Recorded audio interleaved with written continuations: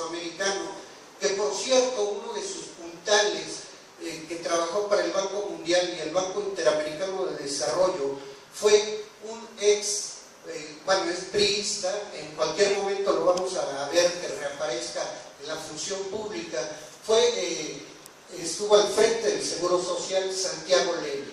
Cuando él escribe este texto que se llama El Sur también existe, en otros términos se conoce como el Plan Puebla-Colombia o el Plan Puebla-Panamá. Y les leo algunas cifras solamente para que tengamos en cuenta de qué se trata. En este corredor biológico se encuentran, está comprendido por 105,000 millones de hectáreas. Bueno, están todos de Puebla al sur-sureste, pero están obviamente países de Centroamérica hasta Canadá. Pero lo importante de todo esto es que tiene cerca entre el 7 y el 14% de toda la biodiversidad mundial. Igualmente, en esta parte del PP hay una cuestión que es importante y que tiene que ver con los mantos freáticos. En este corredor existen 1.799 especies de mamíferos, 4.000 de plantas, 1.882 de reptiles, 944 de anfibios, 1.132 de peces y 75.861 de plantas. Pero lo importante es las precipitaciones pluviales que se dan en esta zona. Nicaragua, con Costa Rica y Panamá cuentan con el mayor número de precipitaciones pluviales, y con México, estos países del sur-sureste de México representan el 83%, entre el 83 y 87% del agua dulce en toda América. Entonces no podemos estar al margen de esto. ¿Esto cómo se concretó? A través del Tratado de Libre Comercio. Y era cuando los norteamericanos querían imponer el Acuerdo de Libre Comercio para las Américas. Era un solo comercio. Actualmente a nivel mundial hay cerca de 1.000 millones de personas en el mundo que no tienen agua o que carecen la gran mayoría de ellos. Y a mí me llama la atención también este 2014, como lo ha definido las Naciones Unidas. Este 22 de marzo, que es el Día Mundial del Agua, lo ha definido, y a mí no me parece que fue un lapsus lingüístico, como el año del agua y la energía.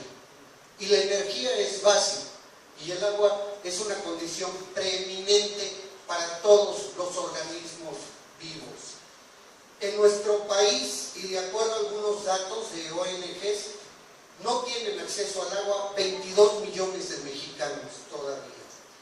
Y en México, alrededor de 9 millones de personas no cuentan con el servicio de agua incubada, y 13 millones más que habitan en zonas rurales y urbanas no cuentan con este servicio. Y tampoco se nos pase que si algo ha hecho el gobierno del Estado es ponernos ya en el tercer lugar. Desbancamos finalmente a Oaxaca del tercer lugar, y hoy el estado de Puebla ocupa el tercer lugar en mayor número de pobres. Y en lo que es la Sierra Norte, Mixteca y Sierra Negra, hay muchísimas poblaciones que todavía no tienen agua alcantarillado ni agua entubada. Son en estas condiciones que quiere darse la privatización del agua. Pero hay algo más que me llama la atención: el agua contaminada. Primero, México es, después de Brasil, Argentina, México es uno de los 10 países más contaminados del mundo.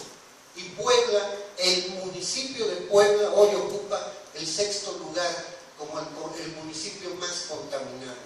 Pero en este terreno, y es de acuerdo a estas ONGs, el agua contaminada para consumo humano se ha afectado en Aguascalientes, Coahuila, Chihuahua, Durango, Guanajuato, Hidalgo, Jalisco, San Luis Potosí, Sonora, Baja California, Puebla y Zacatecas. ¿Qué sucede ante este panorama? De acuerdo también a algunas notas de ahí sí nos las dan a conocer, claro, de algunas instituciones financieras internacionales, se habla de que el precio promedio por metro cúbico de agua en nuestro país es de 6 pesos con 3 centavos. Pero ¿qué ha sucedido en donde ya lo mencionaba Jaime, donde se ha privatizado el agua? En Aguascalientes subió el 18.5% la tarifa. En Baja California, en Tijuana, 17.95%.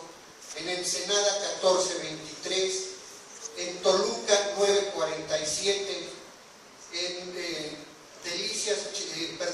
Monterrey, Nuevo León 10.9, etcétera. Ha subido en algunos casos más de 500% la tarifa. ¿Y qué nos dice también, ya que a nuestros gobernantes les interesa mucho hablar de las calificadoras internacionales? Moody's no hace mucho dijo que el SUAPAP no estaba en insolvencia financiera y era manejado con números rojos. Esto se ha hecho a un lado.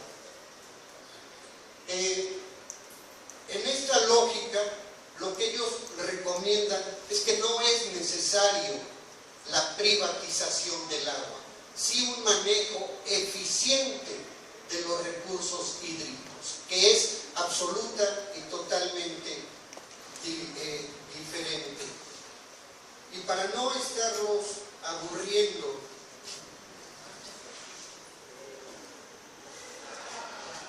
que esto, para entrar ya a nuestro país y en el estado, tan solo en nuestro país, del subsuelo se extrae aproximadamente el 70% de agua que se produce, y las fuentes superficiales de agua se ubican en 31.9%. La disponibilidad natural de agua per cápita a nivel nacional es de 4.090 metros cúbicos. Pero esto, ¿qué va a suceder? Va a bajar hacia el año, la prospección es que hacia el año 2030 solo ocupemos 3.815 metros cúbicos de agua por persona.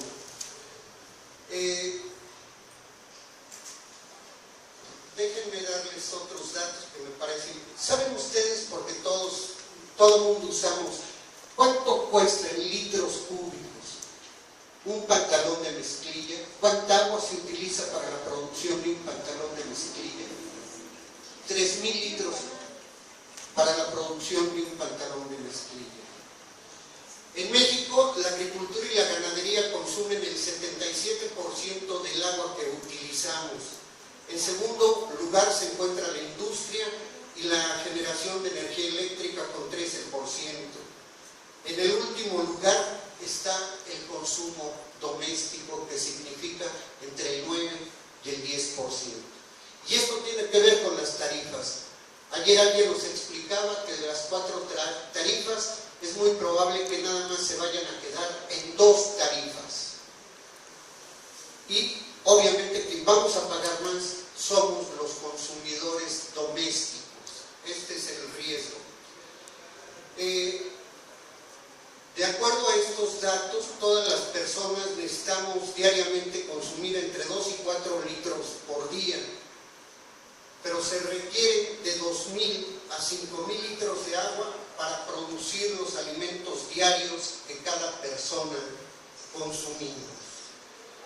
Para que tengan ustedes una idea, para producir 1 kilo de arroz se requieren 2.700 litros de agua, 1 kilo de carne, 2.800 litros, 1 kilo de carne de cerdo, 5.900 litros, 1 kilo de cítricos, 1.000 litros.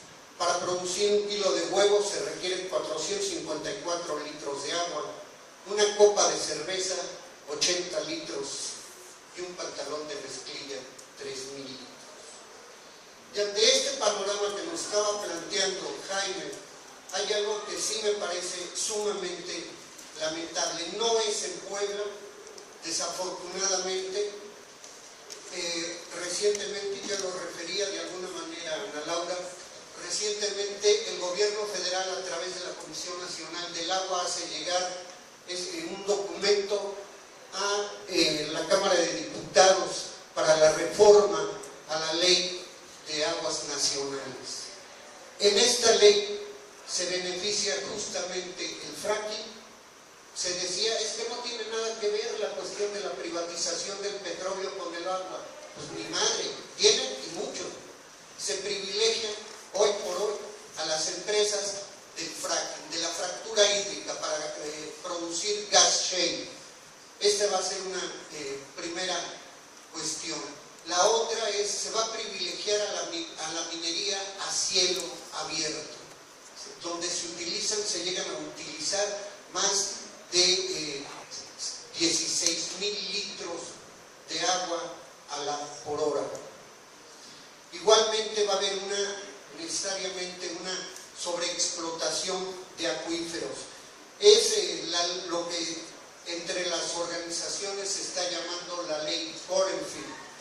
Lo grave de esto es que ya pasó a comisiones y ya tiene el visto bueno para que antes de la primer quincena de abril sea aprobada en la Cámara de Diputados. Hay un acuerdo interno ya de la Junta de Coordinación Política en donde están representados todas las fracciones parlamentarias.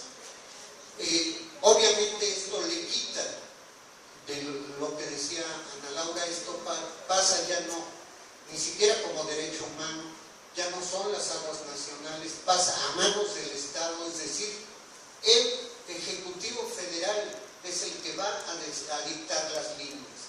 Y en este sentido, el Ejecutivo Federal, como lo hemos pedido, con la minería a cielo abierto y de acuerdo al artículo 28 constitucional en la Sierra Norte, tiene en sus manos la cancelación de los proyectos de muerte. Y en este sentido, muy brevemente, ¿qué ríos se verían afectados en esta lógica? Hay que recordar que Puebla ya pasó, de acuerdo a la Carta Geográfica del 2000, Geofísica y Geográfica en el 2011, ya es el primer lugar a nivel nacional con mayor número de concesiones para la explotación de minería a cielo abierto, hidroeléctricas, termoeléctricas, etc. Por ejemplo, afectaría al río Totolapa, que tiene más de 10 kilómetros y corre obviamente del sur al norte, pero este río se conecta con el Texcapa, que va a dar a la presa de Necaxa, a los acuíferos, a los mantos, a las represas que hay en Necaxa para salir al Golfo de México. En Teciutlán el río Xolo, el río Chorrito también, los ríos Barrosta y Aletla en el sureste de Teciutlán. Pero hay más. En Tlaxco se afectaría gravemente lo que se conoce como la cuenca hídrica del río Tuxpan, que surte de agua a Tulancingo, a Jicotepec, Pauchinango, Necaxa y Aguazotepec.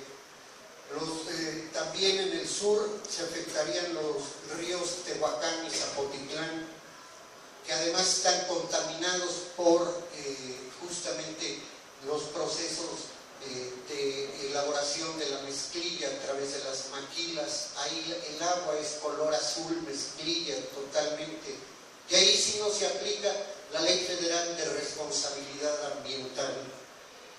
En el Ajajalpan, en lo que es el Ajajalpan, lo que es el Apulco, etc., en esta parte de la Sierra Norte, donde ya se han dado más de 112 concesiones para minería a cielo abierto, hidroeléctricas y demás, prácticamente no hay ninguna fuente, ningún río que no esté concesionado para impulsar este tipo de proyectos hidroeléctricos que van a servir no al pueblo, no a la gente, van a servir a las empresas, van a surtir a las empresas mineras. Y esto nos pone también para que los ríos, los mares, los arroyos, los arroyuelos, etcétera, no tienen fronteras geográficas. Lo que está sucediendo en Tlapacoya, Veracruz, nos afecta directamente porque ahí también se pretende impulsar 5 hidroeléctricas sobre el río Bobos, que abarca la parte de Anzala, Jalacingo, Teciutlán.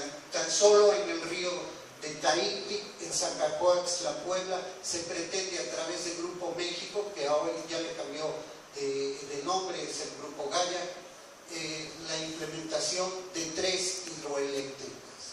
No estamos solamente frente a la privatización del agua potable y el alcantarillado en 25 municipios. Estamos frente a un proceso de rapiña. Y aquí lo que valdría la pena es definir si solamente vamos a defendernos de los efectos de un modelo económico o vamos a luchar contra un modelo económico como ha sido este capitalismo salvaje. Y para los que todavía no están convencidos de lo que está pasando, el día de ayer en la Asamblea del Agua nos hicieron llegar este documento interno del SUAPAC. Se los leo. Estimados compañeros, con motivo de la próxima entrega que se llevará a cabo de este organismo a la empresa concesionaria y de acuerdo a la reunión celebrada el pasado día viernes 7 del presente mes con el director general, directores y gerentes, se solicita su invaluable apoyo y colaboración para llevar a cabo la actualización de todos y cada uno de los resguardos de los bienes que tienen asignados. En torno a ello, para proporcionarles una mejor atención a ustedes y con la finalidad de agilizar cualquier duda, comentario o aclaración, se ha planificado que sea en un horario corrido de 8 de la mañana a 8 de la noche y por áreas de trabajo, por lo cual solicitamos a todos su apoyo para que acudan a la Gerencia de Recursos Materiales y se realice la actualización correspondiente en los días señalados para cada área y departamento en el programa adjunto. No omito mencionar que el no actualizar sus resguardos queda bajo su estricta responsabilidad en términos de lo dispuesto en los artículos 49 y 50 de la Ley de Responsabilidades de los Servidores Públicos para el Estado de Puebla. Responder por los bienes que tienen a su resguardo personal. En espera de contar con su apoyo y colaboración, les anticipo mi agradecimiento. Nota: favor de hacer extensivo el presente comunicado a todos los compañeros que no cuentan este medio en cada una de sus áreas. Atentamente, ingeniero José Abelardo Puga Camacho, gerente de Recursos Materiales del SUAPAC. ¿Qué significa en la práctica? Que está en la fase de entrega-recepción, aun cuando no se han resuelto de fondo los amparos que se han interpuesto, lo cual quiere decir que tampoco debemos clavar la vista y decir que ya no se ha nada. Esto va a continuar y se hacía un símil con la rueda de la fortuna, con el teleférico. Aun y cuando el gobierno del Estado hizo los pilotes y derrumbó la Casa del Torno, a pesar de ello, ese proyecto lo lograron echar atrás. Esto en la lucha a favor del agua y en contra de la privatización del agua no se ha dicho la última palabra. Estamos todavía en la pelea y estamos vivos y coleando. Y finalmente solamente recordarles el día 20, como parte de estas jornadas que hemos denominado Por la Vida, en la Facultad de Derecho, en la Escuela de Ciencias Políticas, vamos a llevar a cabo un foro sobre bosques y agua. Quien desee participar se puede comunicar con nosotros, es con los compañeros de estudiantes de la facultad y a invitarlos el día 22 a la marcha. Es necesario defender no solamente el agua, es necesario defender los bosques, el agua, la naturaleza, que es fuente de nuestra vida, y los recursos energéticos. Me despediría con algo que ya ha sido el grito de batalla de los compañeros de Coahuila en defensa de su territorio allá en Huauchinango, Puebla, en esta comunidad náhuatl, que por cierto, la empresa Gasomex está trabajando con el resguardo de la policía estatal en estos momentos. Totlalamo, Munemaca Muneki, Juan Mupalehuilla. La patria no se vende, la patria se defiende. Gracias. Pues podrían hacer cualquier cosa, pero revisa uno de los sexenios, por ejemplo, López Mateos, ¿cuántas reformas? 8 o 9 reformas, etcétera. Se reformaba muy poco la Constitución y para cuestiones a veces importantes, pero no eran fuertes. Sí, el voto a la mujer, por ejemplo, o alguna atribución más para el Congreso de la Unión, pero no eran reformas como las que hemos tenido en los últimos años. Si los constituyentes de Querétaro revivieran, ¿no? O vivieran todavía, pues se darían cuenta que toda la obra de la Constitución del 17 ha desaparecido. En realidad tenemos hoy en día otra constitución muy diferente a la del 17. Ahora en Jurídicas estamos trabajando en un proyecto que le llamamos la Constitución contra la Constitución, explicando todos los procesos de reforma estructural y constitucionales que han violentado los principios sociales, nacionales de la Constitución del 17. Entonces, ese contexto no podemos olvidar. Y ese contexto, ¿por qué es importante para los efectos de la pregunta que tú planteabas? Porque el Poder Judicial forma parte de esa hegemonía, de esa oligarquía hegemónica que pues tiene el control del país. ¿Cómo se nombra, por ejemplo, a un ministro de la Suprema Corte? Lo propone el presidente, una terna al Senado, una mayoría calificada del Senado decide cuál de la terna es el ministro o la ministra. Pero ¿quién tiene la mayoría calificada en el Senado? Pues los partidos, PAN y PRI, o PRI y PAN. ¿Y quién ha sido el presidente en los últimos sexenios? Pues el partido del PAN. ¿Sabes cómo le hacen? Porque yo conozco así detalles hasta personales. Es un ministro para el PRI, un ministro para el PAN. Por ejemplo, los dos últimos que he designado, el ministro Pérez Dayán, que fue mi compañero de la UNAM en el Poblado, ese ministro que desde carrera judicial era propuesto, alentado, cobijado, apoyado entusiastamente por la ex primera dama Margarita Zavala. Ese llegó con el respaldo de Margarita Zavala y del PAN. El otro ministro, que es descendiente de Ortiz Mena, ese era un miembro cercano, una persona muy cercana en sus afectos a Peña Nieto. Así se nombran los ministros. Y en los tribunales superiores de justicia en Puebla, pues dime tú quiénes son los magistrados, los que propone el señor gobernador. Y como aquí hay un control absoluto sobre el Congreso local, pues son los que quiere el señor gobernador. Entonces, pues, los magistrados responden locales al señor gobernador de México, a nivel federal, los ministros responden al señor presidente o al PRI o al PAN y los vecinos. Entonces, es así, todo el sistema judicial está controlado por ellos. Los magistrados o jueces que son de carrera, que no son de designación política como los ministros, pues están totalmente disciplinados. Hay dos formas de disciplinar a los miembros del Poder Judicial Federal. Una es con los altos sueldos. En México, quien cobra los más altos sueldos no son los diputados, ni los senadores, ni el presidente.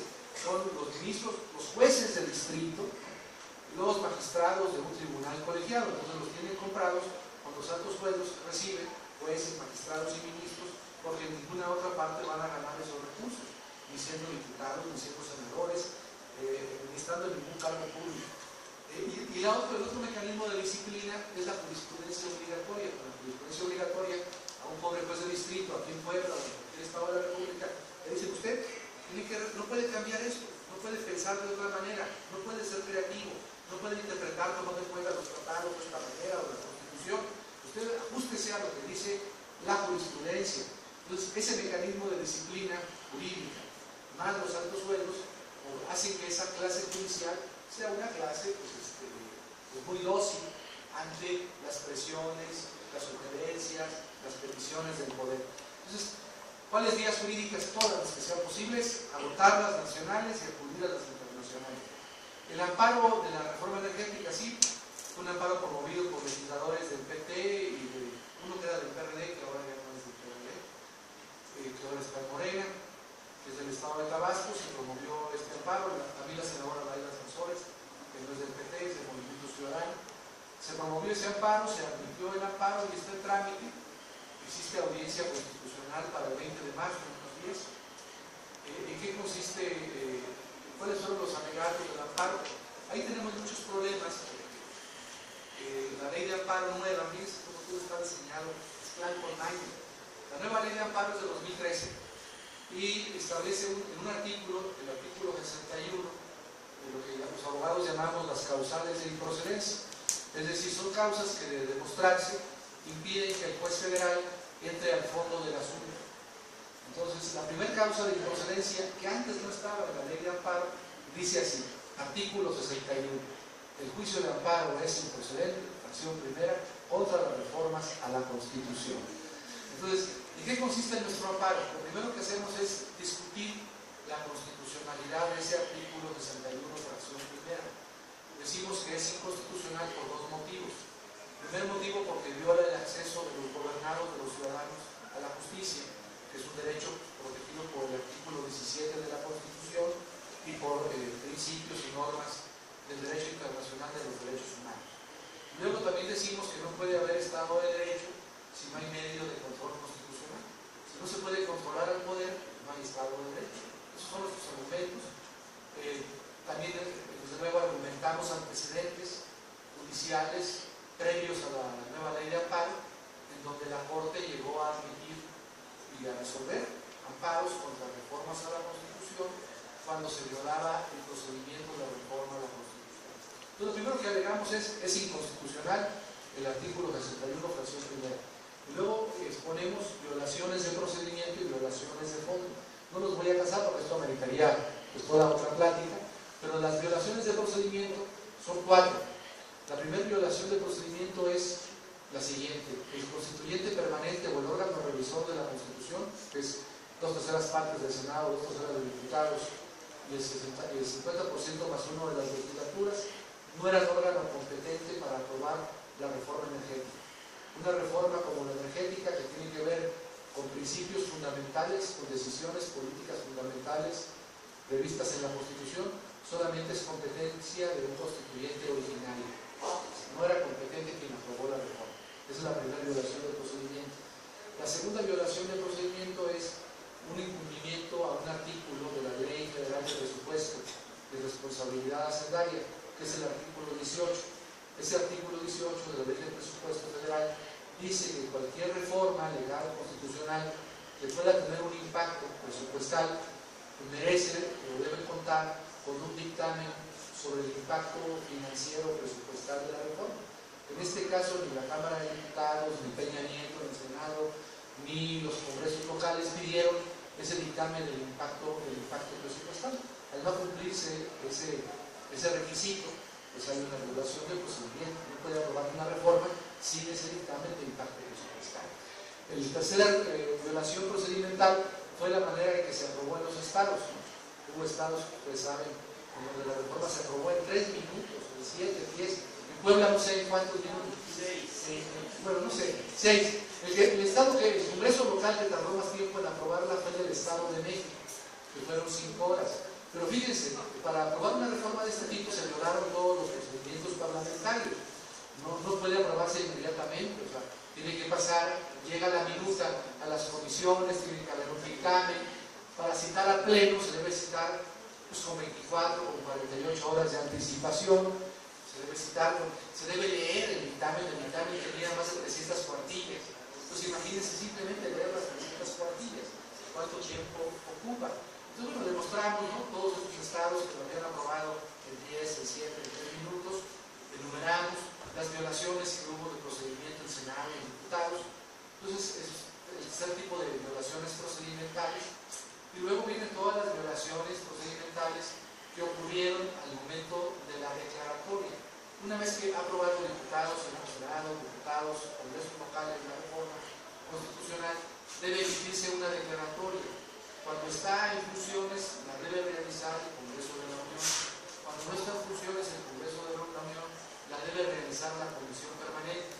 En este caso, estaba en funciones la Comisión Permanente, pero quien emitió la declaratoria no fue la Comisión Permanente en pleno, sino fue el presidente de la Comisión Permanente. Es decir, el presidente de la Comisión Permanente sucedió a la Comisión Permanente. Y esto es una violación directa a la Constitución, porque quien dice eso, la norma que establece esa obligación es el párrafo segundo del artículo 135 de la Constitución. Y luego, bueno, todas las violaciones de fondo, que ya ni les digo, que tienen que ver con cuestiones fiscales, con el Tratado de Libre Comercio, con la práctica del booking, con el Estado que guardará la propiedad, expropiaciones que se van a realizar no para que reciba una utilidad de interés público o de interés general, sino se va a expropiar ahora para beneficiar a las grandes empresas petroleras o energéticas, la violación al convenio 169 de la OIT, porque no hubo consulta a los pueblos originarios, previamente informada a los pueblos originarios. Todo eso los ponemos en el amparo, es un amparo de más de 100 cuartillas, pues está en trámite, vamos a ver qué ocurre. Es algo muy complicado y vamos a ver, hay que luchar así con ustedes. Entonces, así está el amparo. Luego la tercera cosa, ya brevemente, es el tema de la reversión, ¿no? O sea, ¿qué era la pregunta la tercera? Para que quede blindada la Constitución. ¿Qué pasaría si un gobierno de izquierda llegara al poder? Pues para que quedara blindada tendríamos que establecer que las decisiones políticas fundamentales no pueden ser reformadas por el procedimiento de reforma tradicional. En muchos países del mundo, en Uruguay, por ejemplo en España, en Alemania, en Italia, en Francia, hay dos tipos de procedimiento de reforma a la Constitución. Cuando se trata de grandes reformas a la Constitución, que tiene que ver con los principios básicos, por ejemplo, de pasar de monarquía a república o viceversa, o de Estado federal a central o viceversa, o de Estado laico a confesional, o abrogar derechos humanos. Cuando hay reformas de ese tipo, tiene que aprobarse la reforma con un procedimiento súper o hiper calificado, donde implica, por ejemplo, el referéndum al pueblo, preguntarle a la gente, ¿usted quiere que se modifique esta parte? Y la gente tiene que decir si sí o no. Y para otro tipo de reformas que no tienen que ver con estos principios o decisiones básicas de la Constitución o fundamentales, pues el procedimiento que hoy tenemos. Entonces bastaría una reforma a la Constitución para establecer, estas son las decisiones políticas fundamentales, derechos humanos, esto, ¿no? Este tipo de reformas requieren X procedimiento, tal como pasa en España, en Alemania, en Francia, en Uruguay, y para otro tipo de reformas, pues sí, reforma ordinaria. Y siempre que la gente quiera una reforma a la Constitución, debe someterse a referéndum. En ese momento yo creo que cambiaría todo, y eso pasaría. Ahora, algo muy importante que se dijo aquí, por parte de los profesores, de los que aquí en la mesa, es el tema de la represión. Este tipo de luchas, como ustedes están emprendiendo aquí en Puebla, pues son luchas, digo, que duran muchos años, pero sí es posible ganarlas, ¿sí? En Bolivia revirtieron las privatizaciones, en Ecuador han ido revirtiendo las privatizaciones, en Argentina con todas las presiones financieras, diplomáticas, internacionales, han ido poco a poco revirtiendo las privatizaciones. Es posible. Estas luchas se pueden ganar y se pueden revertir las reformas. Gracias. Por ahí tenían otra pregunta, ¿verdad? Sí, por favor. Bueno, más que pregunta, fue así como una reflexión de toda la información que ya tenemos. Viene la marcha del día 22. Yo creo que es un momento muy importante dar a conocer a la ciudadanía de que como organizaciones, o sea, partidos, organizaciones, llámese como se llamen, partidos en proyecto, movimientos en proyecto de partido, etcétera, nos deben de ver unidos, porque está pasando algo con el ciudadano. Les explicas así detalladamente va a pasar esto, pero cuando le empiezas a mencionar que es importante que se organicen su comunidad, que haya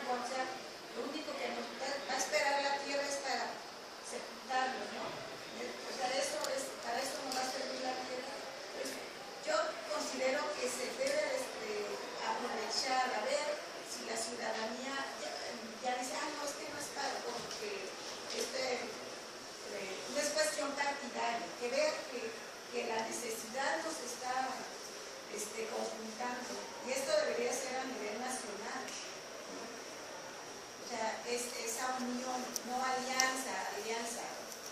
No decir, ay, tengo miedo a las alianzas, X movimiento va solo, no. O sea, aquí es el país el que requiere de nuestra organización. No sé cómo es la propuesta de esta convocatoria. Aquí agregando un poquito a lo que dice la compañera, sí hay una movilización también nacional. Lo que pasa es que les digo, esto no se va a dar de la noche a la mañana. Desgraciadamente, si se aprueba la concesión, la gente se va a empezar a mover, como bien dice Jaime Cárdenas, cuando les llegue el primer recibo de teléfono de agua, o cuando les quiten el subsidio a las personas mayores. Hay una iniciativa ciudadana de ley de aguas y ya está circulando ya por ahí, de hecho ya nos invitaron, son diferentes organizaciones y es a nivel nacional. Se pretenden recolectar 115,000 firmas para presentar esta consulta que la organiza, por aquí es Agua para Todos. Parece que quien la está encabezando es apenas Pablo, está Pablo Moctezuma y hay otros compañeros que están en esta lucha. Esto es a nivel nacional, estas firmas se están recabando a nivel nacional, que después les paso el formato y pues es una de las formas en las que también podemos trabajar. Creo que hay que entrarle por todos lados, como bien dice Jaime, no es nada más amparo, no es nada más marchas, no es nada más la vía jurídica, es todo junto. Eso que comenta la compañera de hacer una convocatoria conjunta, de hecho ya se hizo, son varias las organizaciones que van a participar, hay diferentes, o sea, pueden hacer sus volantes con el único logo de su agrupación o con las diferentes agrupaciones que vamos a participar. Yo creo que es el comienzo, ¿no? Vamos a pensar que es el comienzo para empezar a vincularnos con otras organizaciones y seguir entrando a este tema que pues, nos atañe a todos. Miren, dos cosas. El pasado fin de semana se llevó a cabo ahí en Cuamono, en Yancuitlalpan, en Cuetzala, en donde estuvieron compañeros de Durango, Zacatecas, Veracruz, Puebla, Estado de México, etc. La creación del Frente Nacional Indígena y Campesino de México. Entonces, por una parte sí empieza a haber un reacomodo, empieza a haber una articulación, no de ahora, es la necesidad. Y el próximo fin de semana va a haber un foro nacional en Sautla. Pero antes del foro nacional, el día 9, el domingo, mientras se tenía la movilización en Yancuitlalpan con los compañeros, en su mayoría náhuatl y totonacos, en ese momento, en la parte de Tlapacoya, se estaba llevando a cabo una reunión regional en defensa de los ríos y de la vida. Y lo otro que también me parece importante, el día viernes en Jalapa, Veracruz, se está citando a una gran movilización nacional en defensa de los ríos y el agua. Lo mismo está sucediendo en el Distrito Federal. El 22 de este mes, inclusive van varias organizaciones a plantarse frente a la Cámara de Diputados para resolver la ley ciudadana de minería, que no se ha resuelto, justamente lo que tiene que ver con la defensa del agua, el territorio y demás.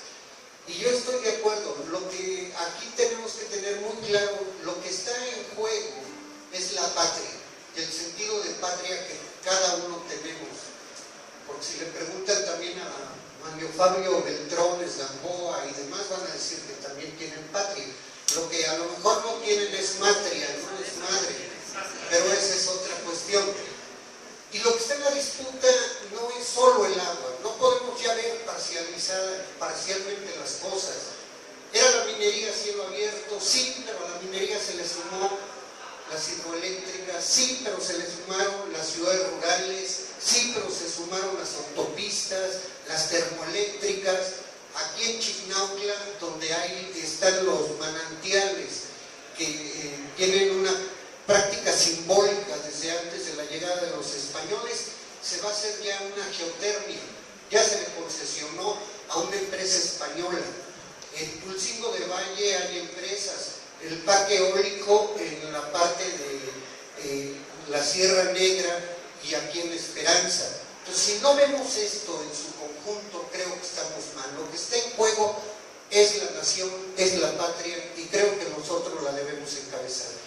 Yo les comentaba a algunos compañeros, no es necesario esperarnos al 2015 para revertir esto. Esto es hoy. La gente no está ya en la disposición de que vengan en el 2015 a ver si votamos por ustedes. La gente se está organizando y manifestando y movilizando con los partidos, sin los partidos o en contra de los partidos. Eso está claro. Y quien quiera encabezar la lucha en el 2015, que dé un paso al frente y encabece las cosas. Que dé un paso no al frente, a un lado, y que apoye las movilizaciones. Sabemos que el día 22 vienen compañeros de Olintla, Tetela, San Gabriel Chilac y de otras comunidades. Van a estar presentes aquí con nosotros.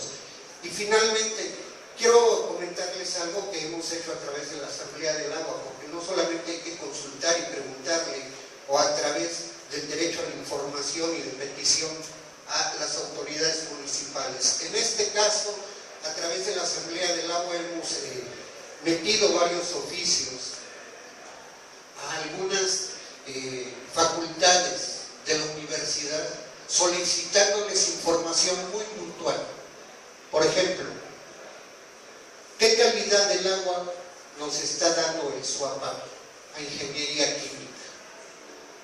La calidad del aire y el agua en el estado de Puebla, particularmente en Teciutlán, Izúcar de Matamoros, en Atlisco, Texmelucan, aquí.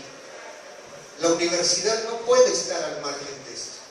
La universidad, por la función pública que tiene, también tiene una responsabilidad social y tiene que tener un pronunciamiento sobre esta problemática, así como lo ha hecho el Narro Robles en la UNAM sobre ciertas problemáticas. Queremos que también la UAP se pronuncie sobre estos problemas, pero no es solamente de la Asamblea del Agua o de Morena, va más allá, debe ser de todos, y la lucha por la patria nos debe de cobijar a todos, sin protagonismos y sin falsos redentores.